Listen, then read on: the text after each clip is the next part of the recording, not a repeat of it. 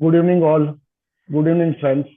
CA Chandrasekhar Chitay, sir, Chairman, Internal Audit Standards Board, ICAI.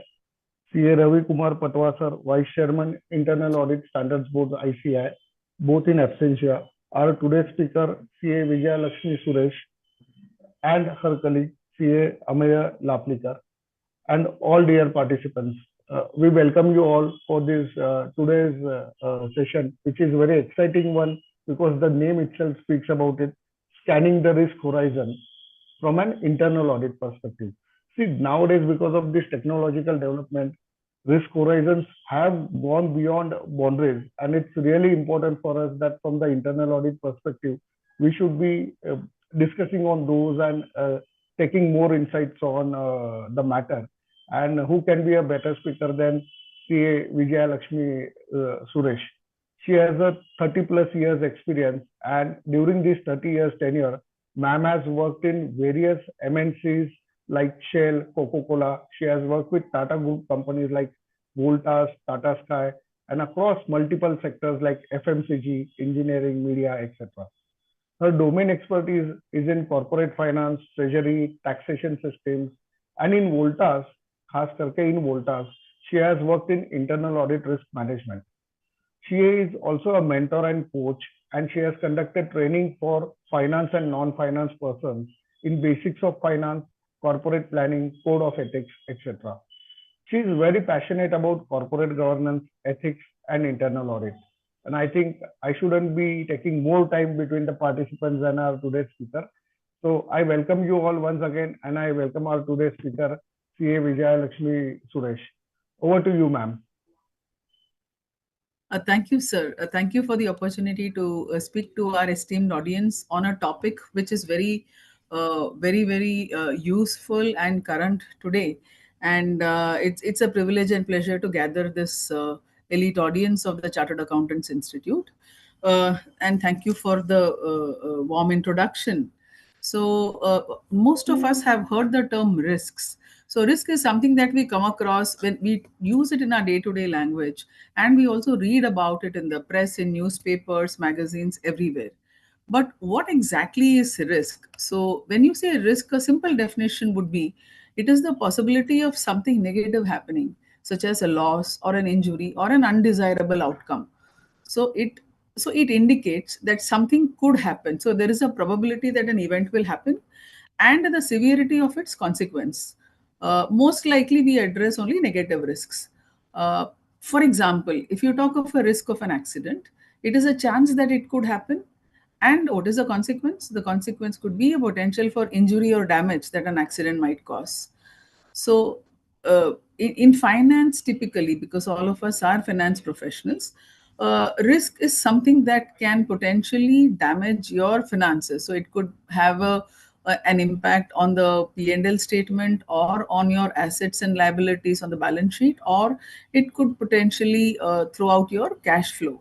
So finance, this is the but in a business context, risk has got a multi-dimensional perspective. There are various kinds of risk that an enterprise or an organization, be it a small partnership firm or a very large corporation, multinational corporation operating in multiple countries.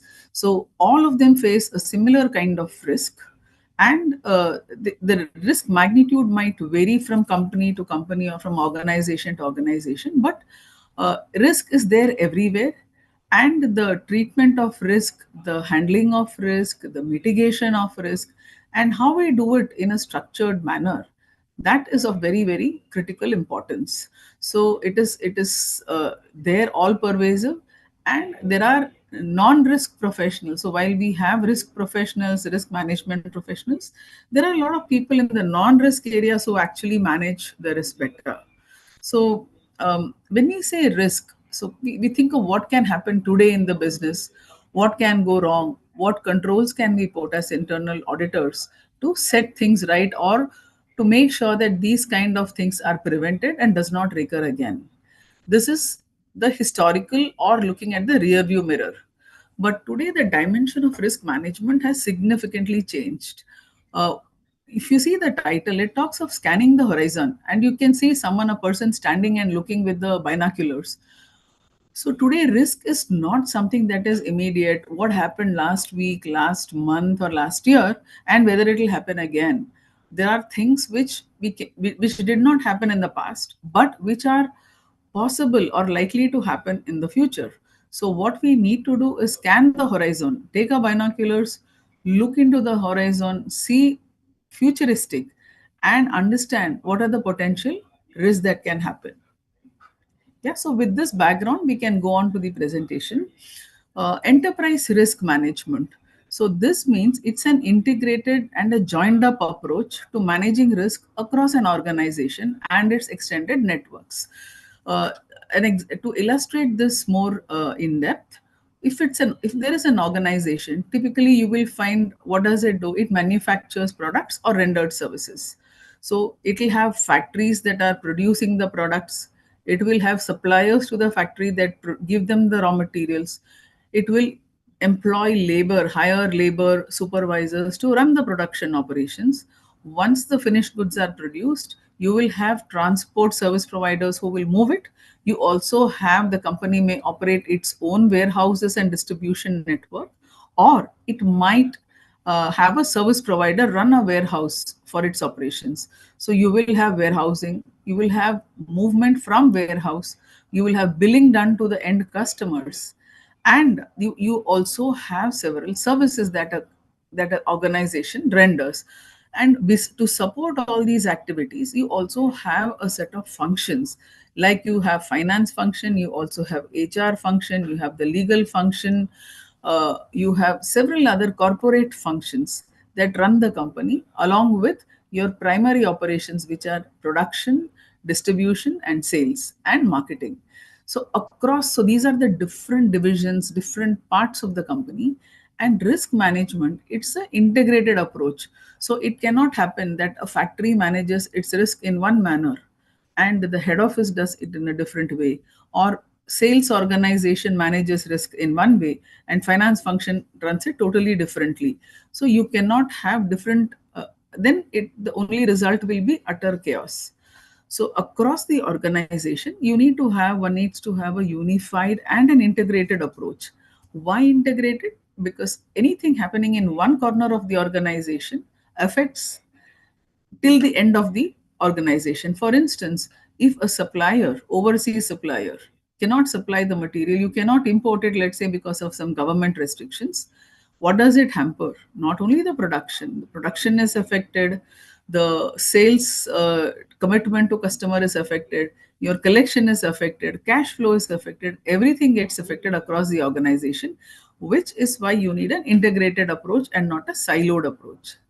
And also because risk is inherent in everything we do, and the type of roles undertaken by risk professionals are incredibly diverse. So a risk professional, for example, in a large bank, will be very different from the risk that is faced by a risk officer in a insurance company, or in a manufacturing organization, or in a B2C or a customer centric company. So there are three parts to it. So at an enterprise level, what it means is it has to be aligned with the corporate strategy, what the goals of the company are in the current year, in the next 2 to 3 years. And at an enterprise level, you have to have a risk strategy and a governance framework to manage the risk. The R in the risk stands for a common risk language. So in a company or in an organization, when one talks of risk, everybody should speak the same language, because what is risk to some one person may not be looking like or appearing to be a risk to another individual. So across the company or the organization, there should be a common understanding of risk, and thus they use a common language. And enterprise risk assessment means that the risks are assessed across the company. The management part of ERM, that encompasses the risk response plans, which means what happens when a risk occurs. How does the company respond to it immediately, in the near term and in the long term? What CAPA, which means uh, corrective efforts and preventive efforts, are going to be taken. And the last part of the Vijayalakshmi madam, management. Haji. हाँ sorry for the interruption madam, आपका video of है madam, इसीलिए Okay, just give me a moment.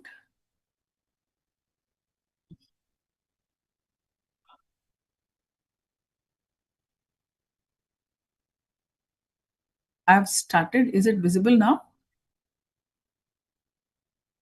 Yes, madam, it is visible. Thank you. Thank you. So, from a management standpoint, we have to have an ongoing monitoring of the risk and how the risks are imploding and how it is getting managed within the organization. So, this holistic approach is what we call enterprise risk management. So, what is a typical ERM approach?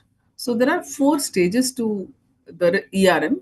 So, first is the risk management framework, which means that you have to review the existing risk management process, how across the critical processes of the organization risk is embedded and how the risk is getting managed. Second, prepare an enabling framework based on the existing documentation and discussion with management. Because businesses are not static, they are very, very dynamic. The way you operate today will be very different from the way the company will operate three months down the line or 3 years down the line. So this is a very dynamic document, and the risk management framework has to be regularly updated. Third is documentation. Document the risk management process, the enablers, and the policy for the company. So, at the first stage or in the beginning, we decide and set up and establish a risk management framework. So, that would be the first step. Having done that, now that you have defined your framework, what is the next thing that you will do? The next thing that one does is risk identification and prioritization. So, risk based on industry research, depending on the industry that you're in, whether you're operating in the cement industry or the steel industry or a banking or an insurance or FMCG, customer facing. So, depending on the industry, the risk will vary. Second, the risk officer or the risk office needs to have in depth discussions with key management personnel, subject matter experts. For example, you might have people in the company who are managing the CSR portfolio, who are managing ESG. So these are very special, or cyber risk, for example. So these are very specialized subjects, and one needs to have discussions with the subject matter experts, whether in house, whether from industry bodies or outside, and also board personnel, because risk is something that in case the companies are listed, you are required to have a risk management committee of the board, so which is a SEBI requirement. So first identify the risks depending on the industry that we are in, have discussions with subject matter experts, and thereafter prioritize the key risks that matter. So when we say RTM, so it is not, a company may have hundreds of risks. So when you collate the risks that are given to you by the sales team or the purchase team or the manufacturing team or the HR team, you will together perhaps add up to hundreds of risks or even 1,000 risks. But if there are 1,000 risks on your dashboard, is it possible to manage? Absolutely impossible.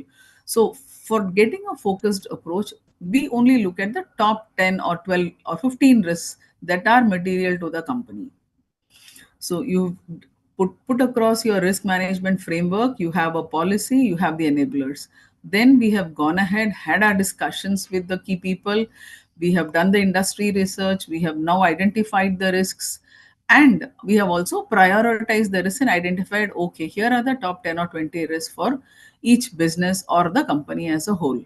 Now, having identified the risk, the third step would be to develop mitigation plan. So, for risks that matter or for the critical risks, we need to identify key risk indicators. Just as you have key performance indicators, you also have key risk indicators to assess what is the status of each of these risks. And the internal audit function has a very critical role to play to support the management to assess whether the mitigation plans are okay or whether they need improvement, and to handhold in implementation of these mitigation plans. So now we have also decided what would be the mitigation plan for the risks identified. The last and the final step will be monitoring framework. So once you have the KRIs that have been agreed upon across the different departments, across the different locations, now how does this get monitored? What is the company's top management or the senior people at each location or each business look at? They look continuously at MIS dashboards. Every month they will look at the MIS. What is the P&L? What is the turnover? What is the profitability? What are the working capital parameters? So along with the MIS dashboards, we will also need to show the key risk indicators and what is the performance on these set of measurements. So once these are done, then you know whether you are going on track on the ERM framework. So while once you have these four steps in place, put a framework, identify the risks, prioritize those risks, develop a mitigation plan, and have a continuous monitoring mechanism. So with this, the approach would be, this is how typically most organizations approach ERM. So in this, you will probably like to understand how is risk assessment done. So for example, you have to, it's a 2 by 2 assessment that we do. One is probability and second is the likelihood. So the likelihood here, so if you rate a risk on the likelihood parameter as rare, unlikely, possible, likely, and almost certain. So when you say almost certain, it means that this will be a routine feature every month or quarter in the immediate 12 months. So you are probably very, very sure that this will happen. Likely, it's very high. It may happen multiple times in the next 12 months. Possibility, all of us understand, is it could happen, it may not happen. So it is like a 50-50 possibility of that happening once or twice in a year. Unlikely means this may not happen in the next year or next couple of years. Rare is this is not likely to happen even beyond 3 years. For instance, we had, all of us had seen COVID 5 years before. So 2020 we had COVID. Today, if each of us is asked what is the probability or likelihood situations where you have a yellow colored box, risks where there is a likelihood of occurrence is very high. It also has a significant and a major impact on the business, whether in terms of profitability or in terms of cash flow or in terms of disruption. Those are shown in brown and red color. So the two reds that you can see, they are the extreme, which means that impact is very, very high and it's almost certain that it will happen or very, very likely to happen.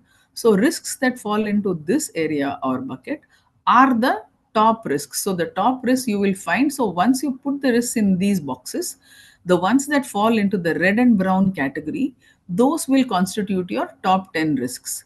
So this is the risk that the MD of the company or the CFO of the company or the top management team of the company will look at. Does this also mean that the other risks that fall in these buckets of yellow and green are to be ignored? Most certainly not. These are risks that have to be managed by the respective function or the department or the location.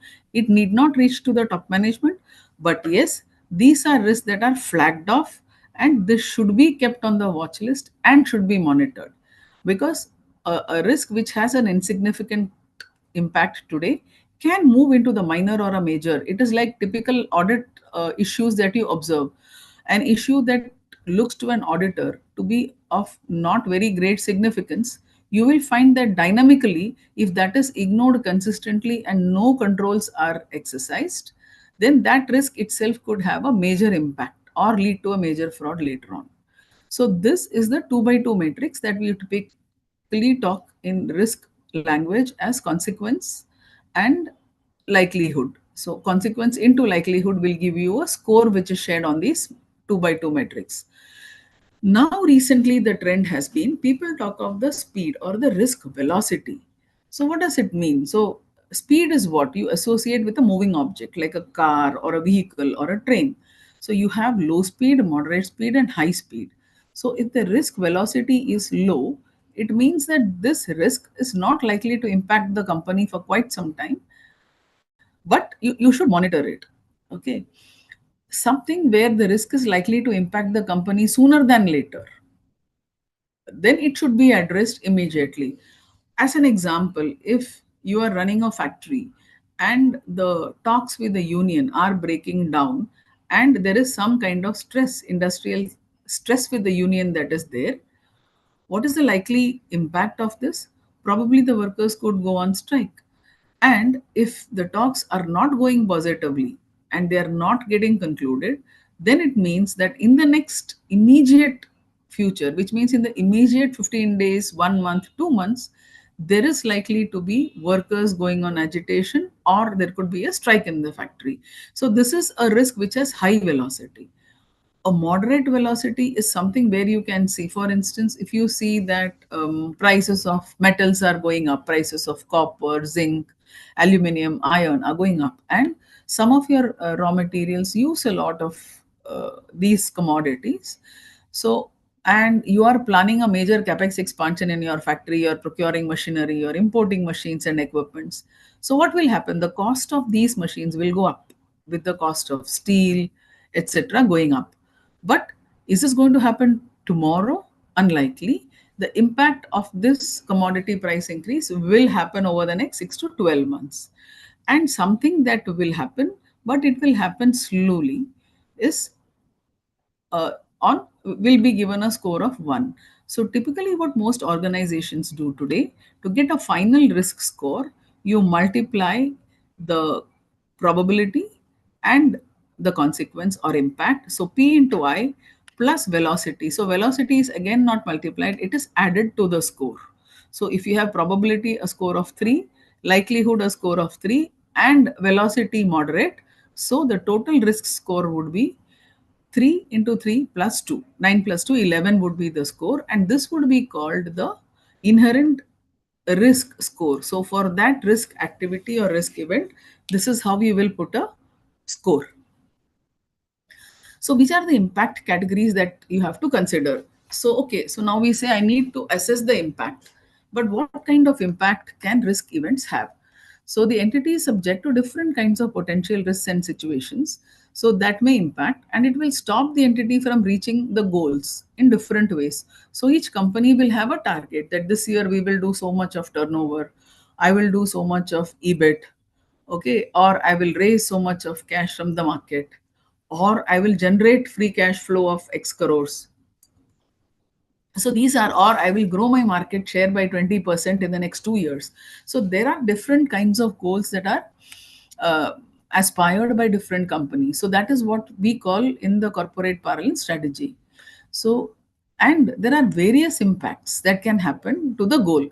So is it smooth that whatever goal we set, either in our personal journey or in our professional career or the organization, the financial goals, the market share goals, right?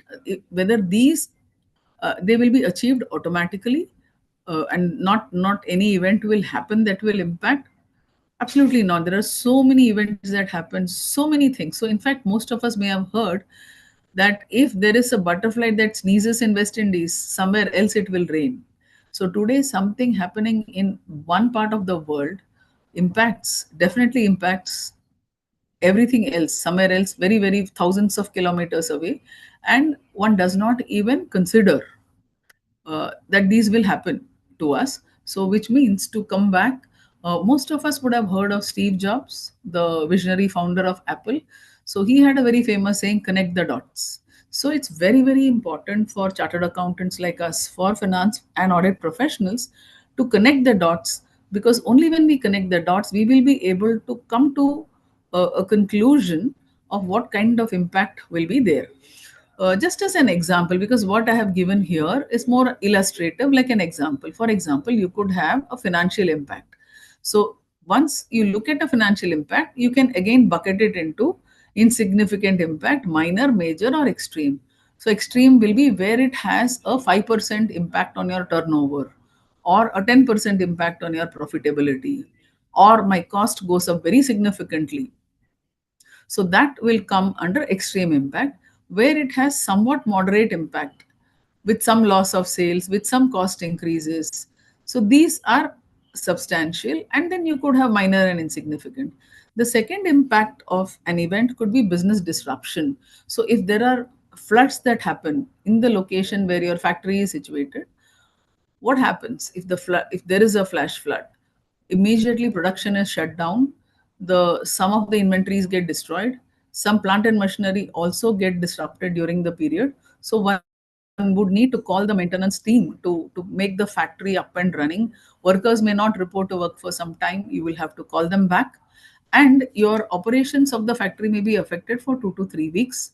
Several of your customers might cancel the orders because they say, okay, you are not able to supply, you committed to supply to me by 30th September, you have not given, I cannot wait anymore, I will source from another vendor. So there would be loss of business. So this could be business disruption. You could have regulatory, for instance, electronic waste. There are several rules and acts that have been framed by the government, by the regulatory bodies recently. So you have to consider the impact of any regulatory change that will impact your business. The next category could be reputational. For instance, if there is a fire, let's say in a godown, or the product explodes, something happens, right? So is this only that your business suffers, or you suffer a financial loss, or you try and get some insurance cover?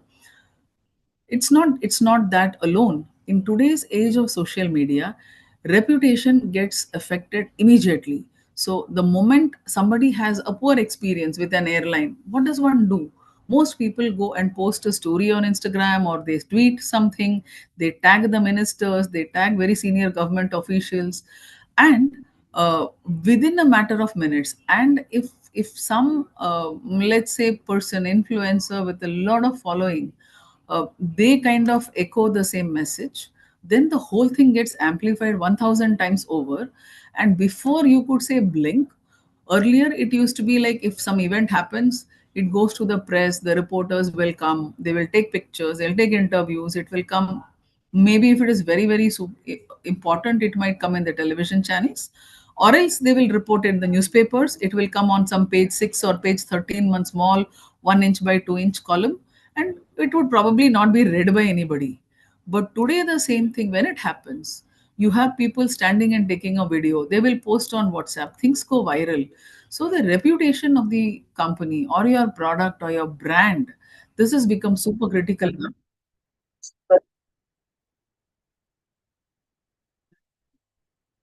Is this fine now?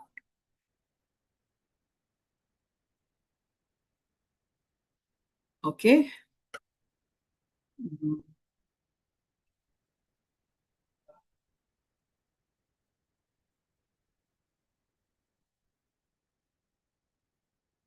Is it better, uh, Abhi? No, now it's visible now. Okay, okay, thank you. Huh. So we were talking about reputation risk. So this has become more important in today's age of social media. And there are agencies that score. For instance, if you're an organization, there are agencies that track all the mentions about the company or the brand in the last 24 hours. So they will collect all across through the web. There are crawlers. It will go and pick up whatever is being told or spoken about your organization or your brand. It picks up, and they give it to you continuously on a daily basis in the form of a report, saying that here, hey, this is what the world is talking about you. They're talking good about you, they're talking bad about you, this is what the people are talking about you. So that is very very important, especially where you have a customer connect. So where your customer base, let's say, is a large youngsters, youth, you're addressing the youth, or your products are to be sold to the youth, then it's very critical that reputation risk be managed very very capably. Market share, one of the impact would also be potential loss of market share. And strategy. So strategy is a little long term. So if there are, for example, significant changes in the senior leadership, if there is a change of CFO or the MD, or a change in the board, or there is a financial restructuring, this has a very major impact. Here, if you have changes in the mid management, it could be having some major impact, maybe for the next 6 months to 1 year, till new people settle down. And sometimes a minor tweak or adjustment to the strategy and operating plans, they do not have any impact.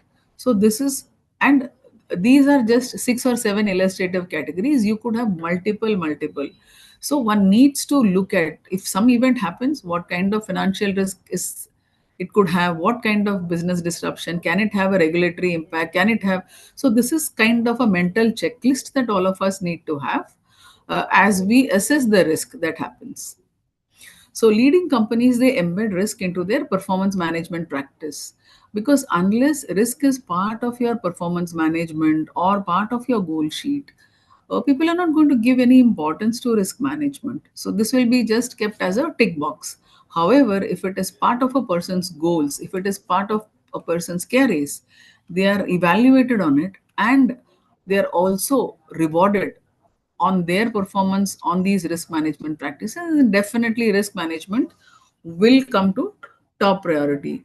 So if you see historically, risk identification and reporting was more compliance centric with the aim of value protection. So what does your organization have? It will have physical assets of value. So you protect the assets of the company, you protect the reputation of the company, so that is an intangible asset. You make sure that you're in compliance with the laws and regulations, that you do not get into trouble with authorities. And all of these risk compliance risks took the highest weightage and score, say maybe 10 years of 10 or 20 years back. And the main objective was to protect the assets of the company. Now, today we are saying that from protection, it moves to performance. So, historically, you had independent risk identification. So, it is to provide risk leadership to the risk reporting to leadership and board. This process independent of operations and performance management. So you will have a team that does production, you will have somebody does that sales, somebody that is in charge of marketing, and risk is sitting in a corner with no connection with anyone. And based on historical data, you look at what is my current exposure and what kind of impact and mitigation we should do, and the focus is compliance. So this was in the past. Now where are we heading towards? Today's leading practices are from value protection. You move to value creation, how I create value for the organization. And from enabling, so you have to have risk that will actually enable your performance management. So you integrate risk and performance management, directly links key risk to performance drivers, aligned with the P&L and balance sheet. So when you look at a P&L or a balance sheet of an organization, other than doing an analytic of growth over last year, growth over last quarter, what are the contributors to the growth, one needs to also look at if these are my 10 major items on the P&L or these are my 5 major items on the balance sheet, what are the risks that these items are subject to. So, and then you have to do a risk adjusted real time decision making system. You also need to look at the future. What are the future trends? Can I have any predictive indicators? Today's generation is one of AI. So you from uh, large language models, from chat GPT, we are now moving on to agentic AI. And if you look at what is happening in the world, especially USA and China, things are moving very, very rapidly. We are kind of almost 1 decade away from them. So some of these leading practices, how I can do something to improve my performance, not just protect and make sure that something wrong doesn't happen, but how can I use risk management to enhance my performance metrics? And that is where companies are moving today. So when you look at the overall risk universe, you have typically strategic, compliance, operational, and financial. There is no hard and fast rule about it. These are general categories that most organizations look at. But if you have something different, you can add or delete. For instance, when you look at strategic, it addresses few areas. It addresses the governance framework of the company. What is the planning and resource allocation? What are the possible mergers, acquisitions, divestments that can happen? What is happening on the market dynamics? How are investor relations managed by the company? What kind of communication drivers do we have, whether it is internal or external? So all these areas, and any risk is very simple. You just imagine or visualize what can go wrong. So anything that happens or that could potentially go wrong in these 6 areas will have a strategic impact on the company. So for example, compliance, you would have legal regulatory compliances. You would need to address the code of conduct. So most companies like the Tata group that I belong to, we have a very strong Tata code of conduct. So you have the code of ethics of your company. You also have regulatory requirements. So you have the laws, and then you have regulators. Certain industries like banking, insurance, they are highly regulated, and they need to follow the regulations framed by the regulators and the ministries. Operations typically are, for example, you have the physical assets, you have the tax operations, you have the IT infrastructure of the company, you have people and HR, you have the supply chain function, which starts right from your vendor, your vendor's vendor, to yourself, your customer, and your distributors, product safety, customer expectations, sales marketing. These are all the operations, the day to day operations of the company. So we saw the strategic areas of the company, we saw the compliance requirements, then these are the day to day operational areas. And finally, all of these culminate into the green boxes that you see, which will have financial impact. So you could have accounting and reporting, liquidity and credit. How do you manage your cash flows? How do you manage your short term, long term borrowings? What are the risks? So, for instance, if you are a treasury manager, you will need to know how is the currency going to move, what is going to be the interest rate policy of RBI. You have to keep a very close watch. If RBI cuts rates, what will happen to your business? If the interest rates go down, how does the sale of, say, if you're in the automobile industry, if there is a rate cut, how does it benefit your industry? So you'll have to look at policies of the government and how it impacts your industry. What is happening in the marketplace? What are all the different competitors? Say, did you have a monopoly where there are only two or three players earlier, and today you suddenly find that because it is a profitable sector, five new players have come in? And what kind of capital structure do you have, which means that how much do I put in as own capital, how much money to raise from shareholders as equity, how much money to raise from market or banks or institutions as debt, your financial capital structure decisions. So a lot of it. So each of these areas have plenty of embedded risks. So typical risk universe. So governance, for example, we saw it will be board performance, tone at the top. What kind of control environment do you implement? What is a CSR policy? All the different policies of a company that when you see, when you look at the website or portal, a website of a company, it will tell you what is the company's philosophy. That is around the governance. Planning and resource allocation, what is the org structure, what is the budgeting, forecasting, do we have joint ventures, alliances, what is the technology enablement, what kind of tax planning does the company do? So this is all the planning part. Mergers and acquisitions, is it in a company with in a sector which is very dynamic? Do you acquire companies, do you divest divisions? So M&A deals happening, what kind of due diligence that we need to exercise here? The other area could be market dynamics and government policy. So you would have competitive pressure, you would have pricing pressures, lifestyle trends. So what is trending today? Customer and platform mix. How do people buy stuff today? Do they go to shops and buy it? Do they order it on their app? For what kind of products do people visit stores? What kind of products do people visit? Large chains like your Chroma, Vijay Sales. So for appliances, you go and visit chain stores. Certain products are always sourced online. Now, what is the customer preference? This is changing, this is extremely dynamic. What are the macroeconomic factors? So for macroeconomic factors is how is the GDP growth of the country, how is the GDP growth of the sector, uh, how the sector is growing, how the other players are growing, and socio-political. So if there are elections, for example, in a state, how does it affect the business in that particular state? Communication and investor relations, you have crisis communication, you need to have a policy for that. How do you do your employee communication? Do you have town halls? Do we do emails? How does one communicate? How is the relation with the media relations, and how are they maintained? So, and compliance, for example, you will have code of conduct, legal compliances, contract compliances, intellectual property, anti bribery, anti corruption.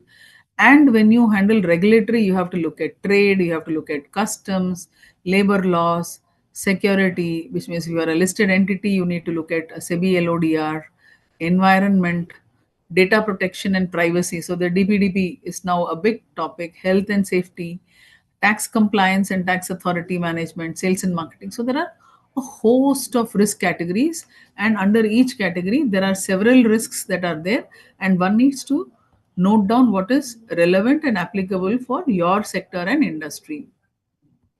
Similarly, you can see supply chain, people HR, you have hazards. When you have physical assets, you have real estate, plant property, insurance.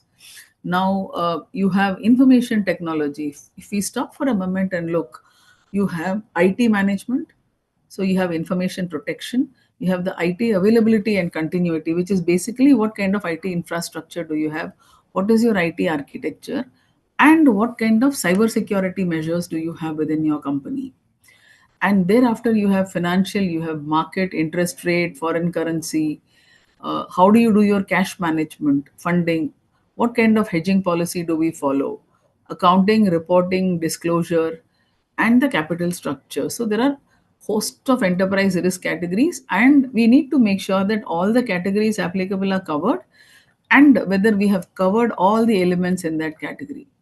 So when you look at ERM maturity assessment, so now most organizations, now you have a framework, you have the risks that are defined, you have risks that are prioritized, you have drawn up the mitigation plans, and you have also identified the various categories. Under each category, you know which are the elements of those and what is relevant, what is not relevant, and how to correlate, because it is all integrated. Something happening in the financial category might affect reputation, or something happening in the marketing category can affect reputation as well as finance. So when you look at where an organization is today, so you have five different stages. You have developing, defined, you can call integrated, leading practice, and next generation. So developing means where your risk management activities are generally unstructured or coordinated, or may not be documented completely. There is no objective of the risk management department. So there you can say it is at the basic stage or the developing stage. Now, when you go a little advanced, here you find that most business units, they function independently. Activities are either not applied consistently, or you may have developed some of these risk management activities but not finalized. So this is, maybe you are at stage 2. Now as we go higher in the ladder, you will find that there are organizations where risk management activities are implemented consistently across the enterprise. There is consistency. So if you have multiple divisions, for example, whether you, if you have let's say household products and beauty care products in your portfolio, whether it's division A or division B, you implement the risk activities consistently. They are correlated, so they are looked at holistically and in a connected manner, and across risk types and businesses. So here then you can say, okay, now I am at the third stage, or I am at the third step of the ladder. Going ahead, further ahead, if you have follow leading practices, here it means risk is built into decision making. Before any decision is taken, it should be one data backed. Risk is built in. The risk is evaluated when every decision is taken, and you also selectively seize opportunities, because risk and opportunity are two sides of the same coin. So while people look at risk with a very negative lens, that risk means something going bad, risk also means that it also presents an opportunity to do something good and to have a positive outcome. The last one is like Mount Everest, where you use predictive analytics and data driven technologies, where some of your risk management processes are automated, and they also give you insights for future risk intelligent decision making. So most organizations, there are very very few that you will find at the top. Most of them would fall under number 3. Very good organizations will fall under 3 and 4, and organizations that have just started their risk journey, you might be under 1 or 2. uh, Now, if you take a moment to look at the World Economic Forum, uh, in this forum, the global risks were presented, and key leaders from various countries, they had presented in the WF, and they looked at various risks. So the consensus. So when they discussed and came to a conclusion, please select up to 5 risks which you believe are most likely to present a material crisis on a global scale. So when the ministers and leaders of the countries were asked, what do you think will happen which will have a material, create a material crisis across the globe? So these were the elements that are risks that were identified. Extreme weather, so it is not just India, it is across the world. AI generated misinformation and disinformation. So, a lot of countries where AI is used extensively, there is also something called hallucination, where AI can actually hallucinate and give something fictitious, which is not real information at all. And we might end up thinking that that is real information and take decision based on that. Societal or political polarization. So we can say this is again driven from the fact that there are so many geopolitical factors that are there. one president that got elected in the largest democracy of the world, that has impact every day. So what the president of USA tweets in the morning or in the night or next day morning, it has tremendous amount of impact not only in USA but across the world. Cost of living crisis. So while we believe that our standard of living has increased, uh, many leaders worry that the cost of living that is going up day by day, whatever you are earning today with the inflation, it will not be sufficient to manage your meet and keep up your current lifestyle. Cyber attacks again is on the top of mind for everybody. Economic downturn. So everybody in the world is worried about recession. So with the trade tariffs, with embargoes, what happens? For example, when USA put a tariff on India, and that has affected, let's say, our textile industry. So then a lot of capex, and this is the among the second or the third largest employment generator of the country. So what happens? So if the textile industry is disrupted, their capex plans are disrupted. Small units which were exporting to US are now facing tariff. They cannot export anymore, so they can't sell. So you do look at large scale unemployment, the downturn in the IT industry. So some of these are very serious concerns in the minds of business leaders, in the minds of country leaders, and at an international level. Disrupted supply chain and escalation or outbreak of interstate armed conflict. So we also face this with our neighboring countries from time to time. So these are the risks, and we can all of us can relate to it. So this is not something that is happening somewhere in US or somewhere in Europe or Japan, but whichever part of the globe it is, these are the risks in the current landscape that are affecting all of us. So they also look at, when we saw risk velocity, they also looked at what will impact in the short term, what will impact in the long term. So what will impact in the next 2 years, and what will impact in the next 10 years? For example, in the next 2 years, misinformation and disinformation of AI comes on the top. That is because AI is something that has just come about in the last 2 years. So we really don't know what that beast looks like. Extreme weather events, societal polarization, people divided on the lines of, let's say, caste or religion or community. So this is polarizing the society. So this is an immediate. So next 2 years, we these the WF is looking at, these are the threats.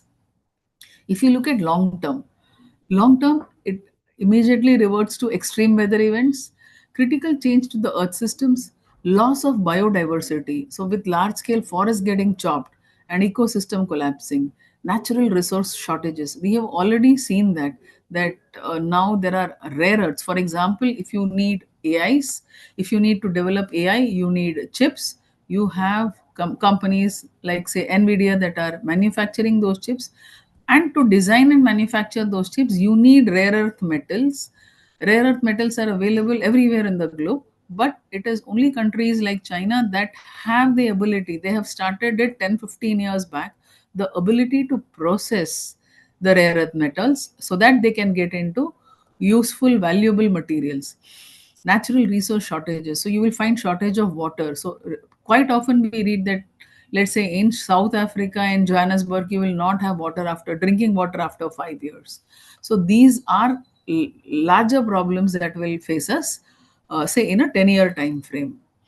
So when you see the interconnectedness, for example, if you have industry migration, involuntary migration, people who are migrating due to political war and other reasons. So you have extreme weather events, you have asset bubble bursts. So all of these risks are interconnected to one another. So uh, societal polarization will definitely lead to misinformation.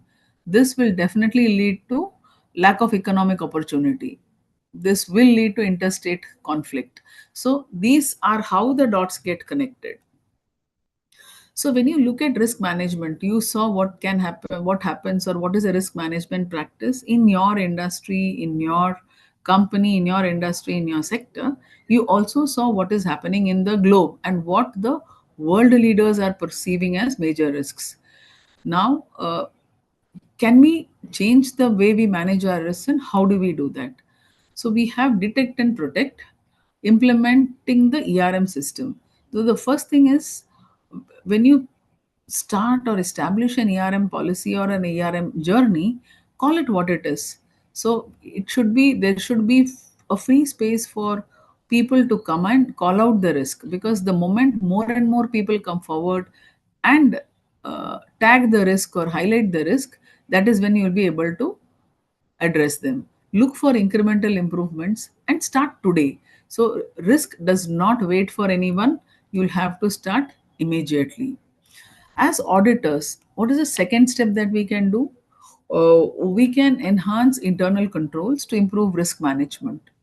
So the balancing act of preventing and detective controls. So the first thing that we can do is start with the risk assessment. So a well executed internal control risk assessment, it starts with what is material to the company, which processes are most critical, and thereafter, you document the current processes and controls, identify the inefficiencies and potential loopholes, and only then the risk leaders can establish a step by step plan. So, you have to start with the risk assessment, distinguish between preventive and detective controls. So, detective controls, as we all know, are designed to detect an error or an issue after it has occurred, but before a small problem turns into a larger one. Preventive controls, on the other hand, they help to prevent things from going bad in the first place. So we need to have a fine balance between preventive and detective controls. Don't let perfection get in the way, which means that with limited resources, you have, all of us face resource shortage, both in terms of talent resource, financial resources. These are a common challenge for private companies and family and small enterprises. However, uh, much you lack the resources, it is very important to have a proper system of controls, because that is how you will be able to protect the limited resources that we have. Yeah, the one other dimension of ERM today is to contain cybersecurity threats. So we need to have a proactive and responsive cybersecurity. What do we do towards that? Prepare for multi-front threats. So as we know, cybersecurity hackers, they are very sophisticated, they are productive, and they are also dangerous. The danger is they are completely hidden. We don't know where they are. When we look at deep web, how many of us know that it's impossible to even reach the dark web? And there are people sitting in Russia, sitting in Eastern Europe, who can actually completely cause disruption by enforcing a cyber attack. So from ransomware, where there is a threat and they demand ransom from companies, to impersonation. So we have seen quite often today happening that somebody poses steals the picture of a CEO or a well-known person, puts it, and they impersonate or come across as imposters, and they actually ask people that, okay, and mistakenly people believe that their actual CFO or their managing director is calling them, and people have even lost money in that sense. So, and you find today digital arrests happening where very senior people, experienced people, retired personnel from high positions, they get threatened by cyber attackers who tell them that, oh, we have found a parcel come in your name, we have evidence that something you have sent across contains some illegal item like marijuana or something, and uh, if you do not take this action, and it looks as if somebody is calling from a police station, there is a logo, there are people, and the way they talk, the cyber attackers, the way they talk, people, even educated people, actually go to believe them, and they lose plenty of money to these cyber attackers. So this is something that we have to be very careful of, because it is happening at all levels, at individual levels, at organizations. So familiarizing, for example, all of us have seen about phishing emails, phishing, which means that the email comes, let's say, if my ID is vijayalakshmi at voltas.com, you will get another email with voltas, and the person will say, okay, you have won something, click this link and you will get your reward. The moment you click, the entire data is leaked. So familiarizing yourself with how, where, and when these risks may appear is a great place to start. As is the risk probability, the recent increase in cyber threat. So we need to have effective detection systems, and we can also have certain tools that run on identity and access management practices. So that will actually detect a data security breach before it actually happens. So you have continuous.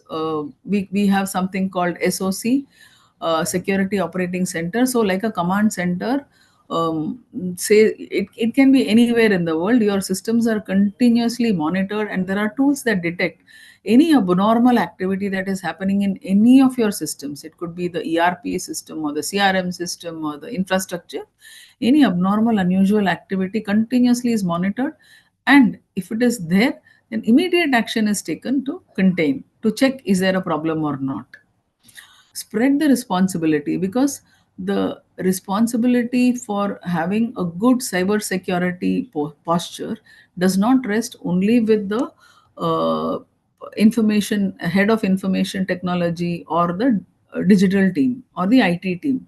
It is the responsibility of every individual of the company to know what kind of cyber risk that they are facing, versus uh, so getting the clarity on what is the role of head of security versus what is the role of the executive team and what role the board plays is very critical for detecting the threats as a team. So one of the things that people talk of, so it is in terms of risk management, is treat or transfer, which means that either when you say risk treatment, it means that you create a mitigation plan for a risk for each all of those top risks that are very very major, having a significant or a major impact on the operations. So you need to have mitigation plans for those risks. So these mitigation plans, like any plan, will have to be measurable, they have to be action oriented, have to have an outcome, and have to have timelines. So, and then these mitigation plans need to be continuously monitored on a monthly, quarterly basis to see how these plans can be actually, whether they are working effectively, they are not working effectively. And there is also a second concept, that transfer. What kind of activity transfers risk from you, and why would you need to transfer the risk? For example, insurance is a very beautiful example or a classic example of transfer of risk. So when you own an asset or hold an asset, right, you carry the risk of the asset in case of any damage or destruction to the assets. However, if you take an insurance policy, and there are various insurance products. So once you take that, what have we done? We have effectively transferred our risk to the insurance company. So tomorrow, if there is any event that happens that destroys the asset or destroys the property, or some cyber attack happens, then the insurance company pays its compensation claim, and that is one way of mitigating risk. So can I? So one needs to look at, can I treat the risk? Can I transfer the risk? And there is something called residual risk. So whatever we saw so far, assessing the probability, assessing the consequence and impact, and assessing the velocity, coming to a score. So this is called the inherent score. What we also do is, you have mitigation plans. So once you formulate the risk mitigation plans, the score of each mitigation plan, also by doing this mitigation action, what is the impact that has happened and what is the probability that it will have. And from the inherent risk score, if you reduce the mitigation plan score, so that is the residual score. So if inherent score is 25, mitigation score is 10, so which means that even after doing the mitigation, you will still have a risk score of 15, which means that you have to live with this, and that is what is going to be monitored. So some of the smart monitoring for operational risk. So we saw there are a bunch of risks, right? Operational risk, strategic risk, compliance, and financials. So operational risk. So the first and foremost step is risk awareness, and then we will have management strategies. Keep pace and maintaining controls. So new risk. So whenever you have new technologies like Gen AI, they come along with many new risks also. So these you need to distinguish, and you have to keep pace with the changing technology, and at the same time you have to maintain control on new technology. uh, Whether the companies, they need to be able to distinguish whether the knowledge has originated from the company or whether the knowledge has come from the AI. Tap into leaders and partners. So while risk monitoring capabilities, they have evolved quite a bit, um, they should not be left on autopilot. So what we see so far in many organizations is the way the risk is managed depends much on the CRO of the risks. So if you have a very competent and very evolved risk department or a risk team, uh, they do wonderfully well. But if it is all people dependent, then if there is a change of people, you have new business leaders who have come, then it means that there will be a change. And it's not possible for the board alone to shoulder all the risk. So you have to once again start shaping and managing the risk tolerance and approach. So not only the operational team will have to do the risk mitigation, we'll also have to take support of the leadership team of the company and also of the board of directors. Create a culture of readiness. So actually we have seen, most of us, we have heard of the saying that it is culture, it is the culture in that organization. Or what is culture? The way we do things. And what drives the culture? The tone at the top, which means that how the top management, how the board of directors drive, or the promoters drive the company, creates the culture of the company. And this is very much so, whether it is ethics, which is driven by culture, just like that, risk also, the risk management practice or the risk philosophy. So you will find that there are companies, groups, which are extremely risk taking. So they enter into new businesses, they go into new geographies, they do all the go beyond the tried and tested methods. They take a lot of risk in raising money at high costs so that they can implement their expansion plans. And at the same time, there are also groups which are also well run groups, established, reputed groups, that say, okay, we are not going to take this risk. We are in the steel industry, so we will uh, restrict ourselves to this space. We will do ancillary industries, or we will get into ancillary businesses or side businesses, but we will not go beyond our core strength. So that is a low risk culture. So whether you want to take risk, and because your risk appetite will eventually decide your risk decisions that you take and the eventual outcome of the business. So being ready to handle risks, so it starts with a culture that understand risk. If people in the company or people in the organization don't understand risk, then it's a step taken further by having safeguards in place and knowing how to apply them. Leaders should set the tone from the top, making sure that operational risks don't slip through the cracks. Because it should not, so department A will say, oh, I thought the department B is taking care of it. B will say, no, I thought C was taking care of it. And in the end, nobody is taking care of it, which we will know only when a risk event happens. So sometimes some of these risks slip through the cracks. So we need to decide on a risk posture, paying attention to what employees are saying, what are people saying, what are people doing, and what are people not saying, what are they not doing. And don't forget the details. So the culture of risks, like it's a culture of safety. So safety, it's always communicated everywhere. There are signboards, for example. Safety comes in multiple languages. It will come in the language of the person, whether it is Telugu or Marathi or Hindi or Tamil. Uh, People are taught safety practices in their respective languages that they understand, and they have to follow safety practices. And they are encouraged to report whenever there is a violation, or they see that some practice can be potentially unsafe or dangerous. These are reported immediately. So you don't wait to see if somebody is not wearing a harness while working at heights. It is immediately reported. You do not wait for an accident to happen to become safety conscious. Likewise, you should not wait for an event to happen to say, oh, there was this risk, but it was not in our radar. It was not in our risk register. We didn't monitor it. So there should be a speak up culture. There should be a culture of everybody in the company identifying and reporting risk. The risk management and mitigation can be taken by mid management or senior management, but the risk, it is very, very important that the risks are identified at ground and at operational level. Yeah. Now, achieve proactive risk management by prioritizing business resiliency. So, resilience is a word that we hear very often, resilience and anti fragile businesses. So, what does that mean? So, context matters when it comes to resilience. So, ERM programs can help organizations pivot to one of the four resilience postures depending on the nature of the threat. Either you have to take a defensive posture or an offensive posture, etc. Decide which posture to assume. So, what are the severe but plausible risks that can affect us? What is our ability to respond and adapt to these postures? And its resilience is actually a process. It's another way of handling the business. So once you have assumed a posture, your resilience confidence begins to build.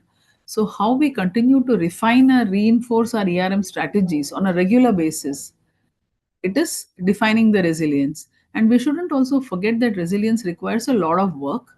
It's a mentality that only grows stronger as circumstances shift and risks evolve. So resilience means what? Very simply put, resilience means that if something happens, if a negative or an unfavorable event occurs, how quickly are we able to get back to normalcy? So that is resilience. So with minimal damage, with minimum time, if you are able to bounce back quickly, then you say that you are a resilient business. Yeah. So this is all we had today for our discussion. Thank you for the opportunity. Happy to take any questions that audience may have. Yeah. Thank you, ma'am. Thank you so much for taking the participants in detail through the topic, discussing on those various risk horizons that are involved, and we could really sense the experience that you have gained over past 3 decades while working in the corporate. So, in terms of queries, basically, participants were asking if they can get a, if we can share a copy of this PPT with them for their future reference. So we have told them that we need to talk to the speaker. So, ma'am, can we share the PDF version with the participants over email? Give me some time. Some of the content is proprietary, so I can edit and send Okay. a Yeah. generic presentation that will be of kind of value. So I Yeah, will yeah, add yeah. a few more slides which will be of interest to potential practitioners. If somebody wants to take risk management as career, so there Right, are right. several programs, there are several institutions also. So like you have Okay. the IRM, there are several global institutes. So that is also something that students and practitioners can look for, enhancing their risk qualification by doing courses or certifications from globally recognized institutes. So there are opportunities as well. So if you could maybe add a slide or two on that as well towards the end of the presentation, even that would be useful for the Certainly. participants. Thank you so much, ma'am. So participants, what we will do is once we get this PPT from the ma'am, it will be shared over email with all those who have joined online. So data is there with the institute. So you will get email from the ISB board of ICI. Post that, ma'am, as such, there are no specific queries.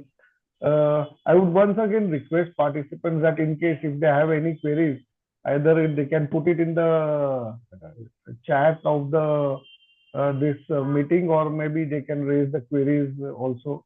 We may wait for a minute or so in case if there are any additional queries. Else, we can stop for the day, ma'am.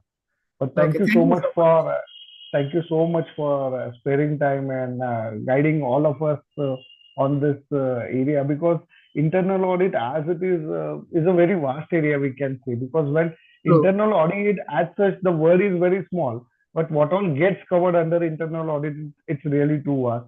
And with all this technological development going on, there are a lot more areas where it's really difficult to track on things. So it's very important that insights of experts like you, we hear to insights of experts like you, and take maybe guidance from you, and accordingly we can do some changes in the internal audit work that we have been doing as of now.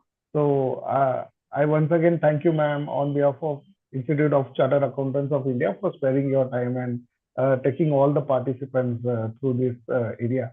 Ma'am, there is one query.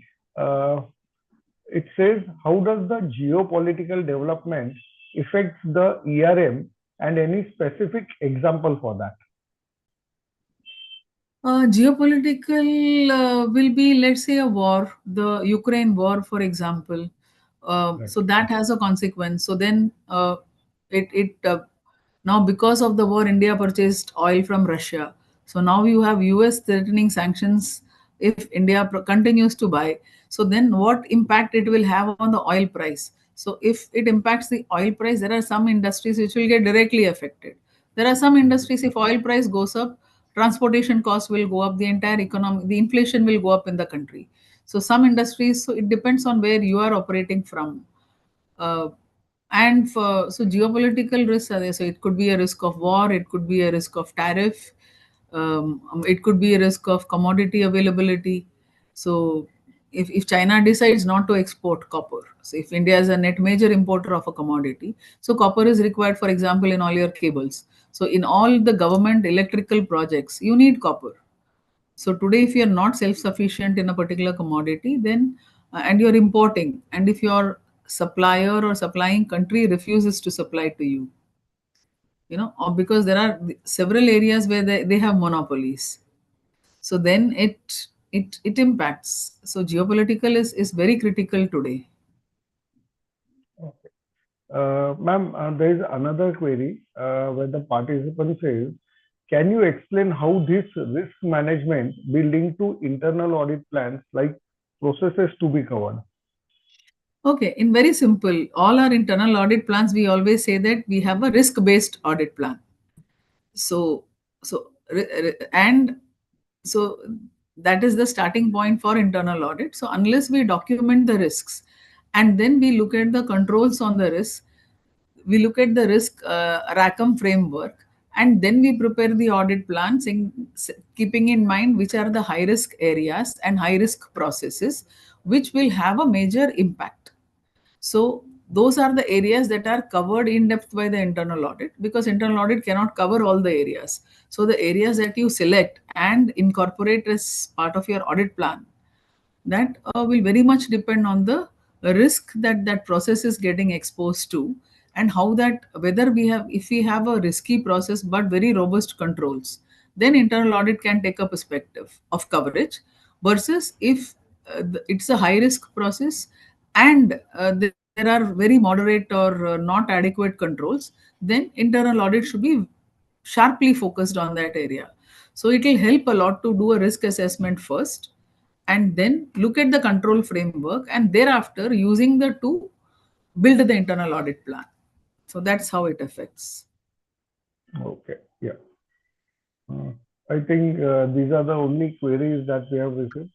So once again, thank you, ma'am, for sparing the time, and thank you all participants for joining the session and helping ICI for having such kind of sessions, because when participants join, that only gives us more motivation to have such kind of sessions. So thank you once again, everyone. See you maybe in the next session to be announced soon. Thank you, ma'am. Yeah, thank you, ICA. Thanks to all the participants for a patient hearing. Thank you very much, Yeah. sir.